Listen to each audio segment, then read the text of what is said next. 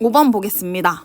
5번은 이주기 원자 X, Y, Z에 대한 자료인데요. 이주기 원자는 사실 리튬부터 네온까지를 이주기 원자라고 하죠. 근데 그 중에 원자과 전자수를 보면 X 같은 경우는 A개에 Y가 2개 더 많고 Z는 4개 더 많다는 것을 확인할 수가 있습니다.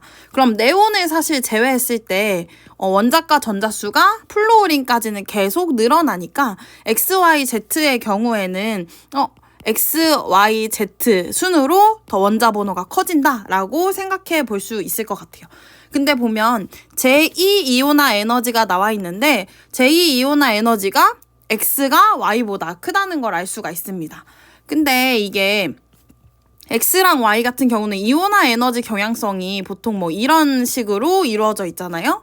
근데 하나 작은 제1이온화 에너지도 아니고 제2이온화 에너지가 이전에 있는 원자 번호인 X가 더 크려면 사실 X가 가능한 부분은 뭐밖에 없냐? 리튬밖에 없다고 할 수 있습니다. 왜냐면 리튬은 제1이온화 에너지는 작지만 제2이온화 에너지가 비활성 기체의 전자 배치를 가져서 굉장히 크기 때문에 X가 리튬이 될 수밖에 없고, 리튬이 X일 때 2개 더 원자과 전자가 많은 Y는 그쵸, 붕소죠, 붕소가 될 수 있고, 그 다음 Z는 4개 더 원자과 전자가 많으니까 질소가 될 수 있을 것 같습니다. 그럼 X가 리튬이고 Y가 질소인데, 그럼 A 같은 경우는 원자과 전자의 수가 리튬의 원자과 전자의 수니까 A가 1이니까 기억은 틀린 보기가 될 것 같고, 제1이온화 에너지 같은 경우에는 Z, Y, X 순으로 크다라고 나와 있는데 Z가 질소, Y가 붕소, X가 리튬인데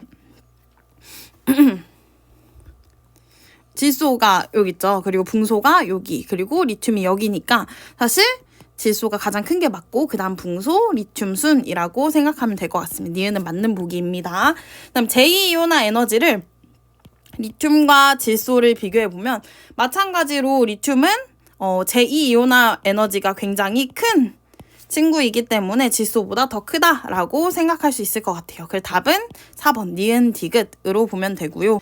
6번입니다. 2, 3주기 원자 XYZ에 대한 자료인데요. 보면 원자과 전자수로부터 얘가 2주기에 있는 원자과 전자수가 2개인 원자인 베릴륨 혹은 X 같은 경우는 3주기에 있는 원자과 전자가 2개인 친구는 뭐 마그네슘이니까 X는 베릴륨이나 마그네슘 중 하나겠구나 라고 생각해 볼 수 있고, 마찬가지로 원자과 전자수가 3개인 2주기, 3주기 원자는 각각 붕소와 알루미늄입니다. Z 같은 경우에는 원자과 전자수가 4개니까 탄소와 규소가 될 수가 있겠죠.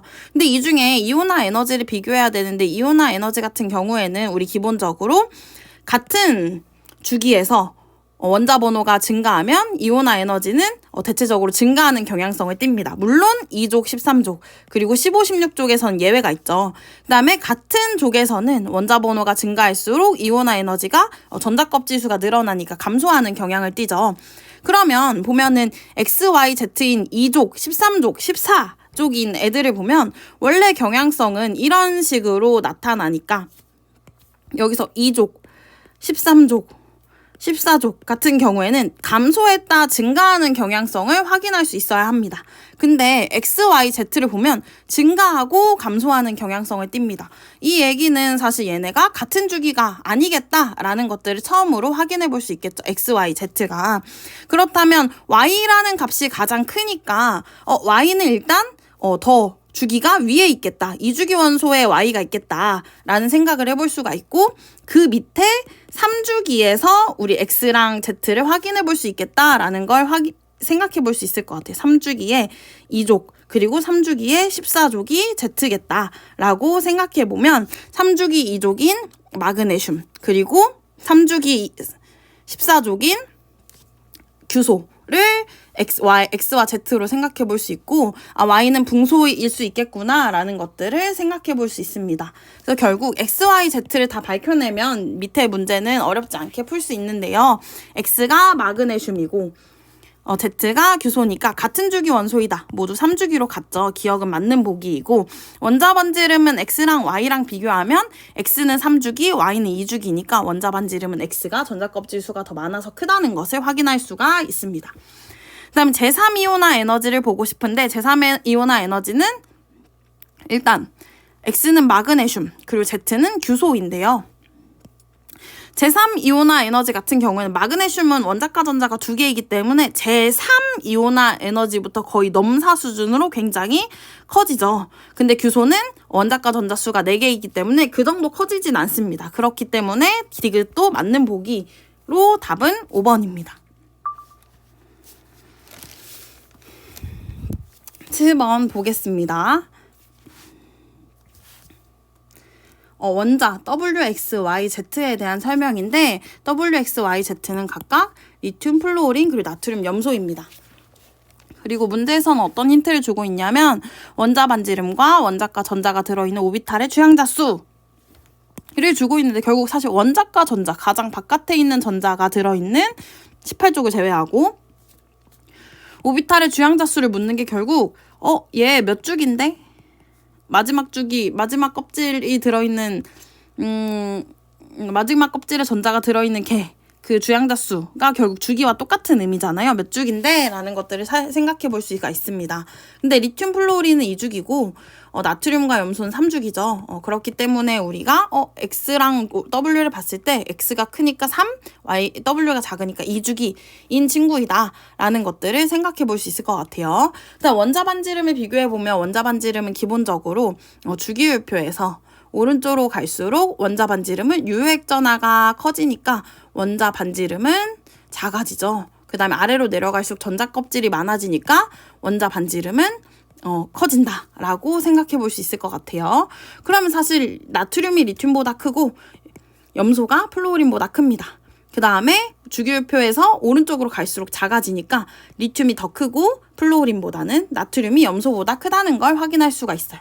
그러면 우리가 가장 원자 반지름이 큰 건 나트륨이고 가장 작은 건 플루오린이지만 사실 이 안에서 리튬하고 염소의 선후 관계를 파악하기는 조금 어려운 것 같아요. 그래서 리튬과 염소를 남겨놓고 나트륨이 제일 크고 플루오린이 제일 작겠다라는 결론을 내릴 수가 있을 것 같습니다. 근데 보면 이 가운데 있는 것들이 WX인데 이 WX의 주기를 살펴보니까 X가 3주기, W가 2주기더라. 근데 W가 더 원자 반지름은 큰데 2주기다 라는 건 사실 결국 얘는 가장 작은, 플루오린이 가장 작은 애니까 2주기인 리튬밖에 될 수가 없죠. 그쵸? 그래서 W가 리튬, 그 다음에 X는 그쵸, 염소가 될 수밖에 없을 겁니다. 리튬보다 반지름이 작아야 되니까.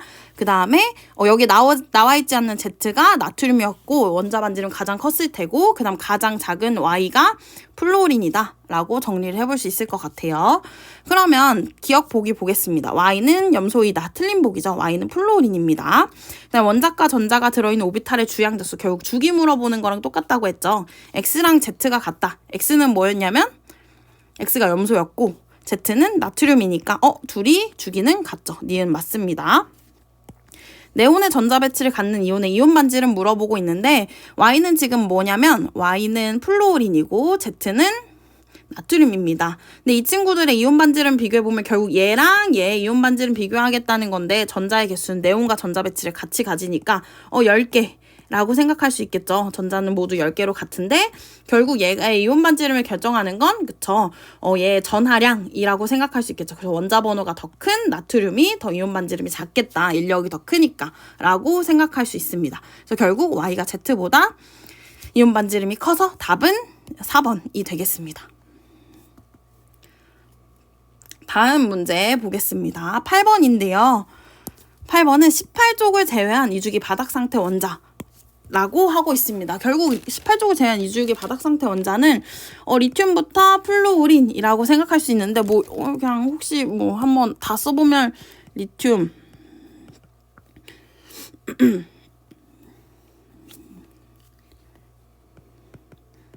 이런 식으로 써볼 수가 있겠죠.